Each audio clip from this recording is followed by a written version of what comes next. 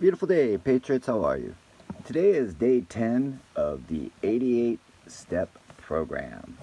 And what we're doing is we're taking our notebooks and we're writing down things so that we can achieve goals and learn how to have more control of our minds instead of being a part of the rat race of just lack of different words right now, consumerism, and just buy and buy your happiness and this type of thing. So if that makes sense, we will continue on.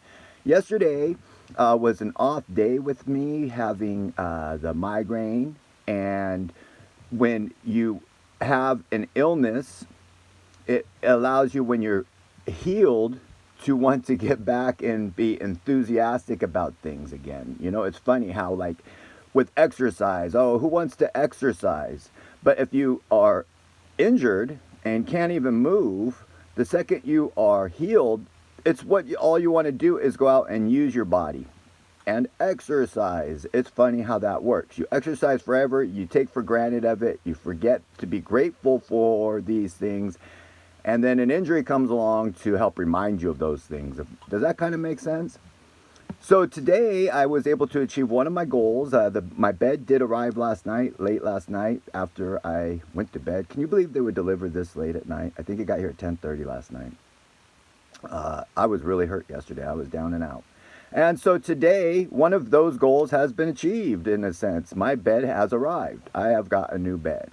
Okay, so the other thing was procrastination and staying away from just entertainment type of things to keep you away from physically moving to achieve your goals, right? We're using me as an example on a day-to-day life basis right now, correct? Okay, so one goal is achieved. Exercise became important again because of the illness yesterday. It shows how important it is, right? So that I can stay on my goals. If I don't eat right, exercise right, sleep right, migraines or other ailments can happen, correct? So now okay, so now let's talk about the procrastination part. So let's say that you have something that's happened. You've gone on a vacation for a couple days and it's taken you away from your home activities, your normal routine, and your ability to say, write in a notebook every day and to keep on. Like, how do you work around the house when you're not even at your house, right? So it's not like you failed on the goal, or what you were trying to accomplish. It just wasn't possible. So now let's go and use that scenario. You've been off for a couple days for reasons beyond your control, and now you got back to your 88 step program and your goals. And you come back and you open up your book and you look at your to-do list, and you're really excited because you've got that energy again to get back into it. And you go and look at your list and you're like, whoa, gosh darn it. That was a much bigger list than I was expecting. Which one do I pick first? Which one's going to be? And then this can be overwhelming at times because you've been, stressed out. I'm not doing what I'm supposed to be doing. And then I get a chance. Which one's going to... Okay, so that could become a little bit overwhelming. And all we're trying to do is improve ourselves. But this is the stretch. That's kind of the mental, like doing the exercise. It hurts the muscles. A little bit of stress may or may not hurt, correct? So we'll use it into our advantage, right? So now we're like, oh my gosh, I'm overwhelmed by just trying to get things in order. What do we do? Well, like in life, every single person in life has a moment in time where their stress level explodes. And it can happen at the most bizarre and weirdest times for each individual. Sometimes it'll only happen behind closed doors. Like one way would be to say that would be like, say, a closet alcoholic. Would be a great example of how a person that you never see lose it, but then still experiences everything that we all do and how they handle it. It's just an example that I can relate to, that I'm hoping that would come across, where you can see how our actions of saying secretly drinking alcohol has a reason for it, right? So everybody has experienced overwhelming stress. Sometimes we can go to our family, sometimes we can go to our friends, sometimes we can go to coworkers, our schoolmates, our clergy, but sometimes there's no one, absolutely no one, that we can tell what's ailing us. Sometimes it's just because we can't understand it ourselves. If we knew what the real problem was, then it's super easy to tackle and we wouldn't be having these other problems, correct? Whatever they are. I'm not saying you have problems. I'm not saying I do have problems. But I can guarantee you I have problems that I'm unaware of. I mean, I imagine that's pretty much a human nature.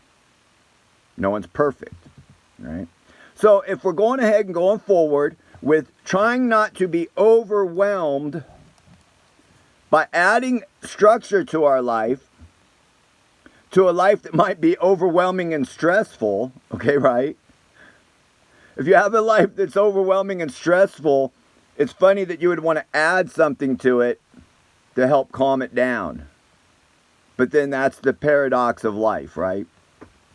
So what do we do when we're overwhelmed in life, in general, and we have nowhere to go to seek help? I mean, it's a simple, you know where I'm going with this. I'm positive you know where we go to ask for help.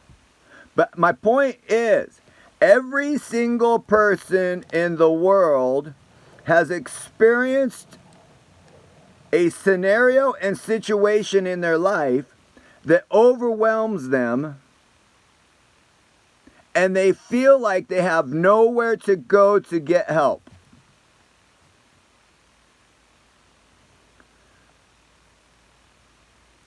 Do you think we should go to the government? I didn't put that one over there. Should we go and seek help from the government?